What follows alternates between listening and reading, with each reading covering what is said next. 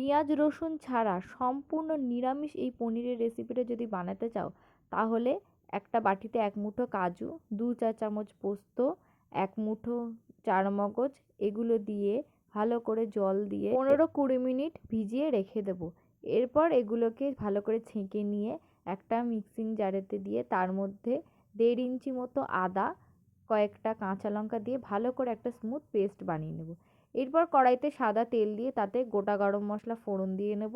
ফোড়নটা হালকা নাড়াচাড়া করে নিয়ে তার মধ্যে যে মিক্সিতে আমরা পেস্টটা বানিয়ে রাখলাম একটু আগে, সেই পেস্টটা দিয়ে দেবো এবং ভালো করে খুন্তি দিয়ে নাড়তে হবে, যাতে যেহেতু কাজু দেওয়া আছে তলায় লেগে যাওয়ার সম্ভাবনাটা বেশি, তাই ভালো করে নেড়ে নেড়ে চাইলে অল্প একটু জল দিয়ে এরকম একটা স্মুথ গ্রেভি বানিয়ে নেব।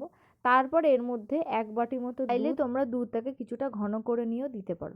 ভালো করে এবার গ্রেভিটাকে নাড়াচাড়া করে নিয়ে তার মধ্যে পরিমাণ মতো নুন, আর এটা যেহেতু একটু মিষ্টি মিষ্টি হয় তাই আমি এখানে 2 চা চামচ চিনি দিচ্ছি। এরপর পনিরগুলোকে একটু বড় সাইজে এরকম কিউব আকারে কেটে নিয়ে ওই গ্রেভিটা যখন ফুটে উঠবে তার মধ্যে কাঁচাই দিয়ে দেবো। এখানে পনিরটা কিন্তু আমি ভাজছি না।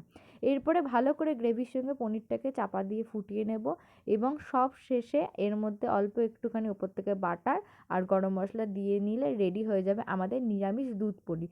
একদম নিরামিষ পুজোর দিনে কিন্তু এটা তোমরা ট্রাই। রেসিপিটা যদি ভালো লাগে লাইক, কমেন্ট আর শেয়ার করো, আর বং কুক বুককে সাবস্ক্রাইব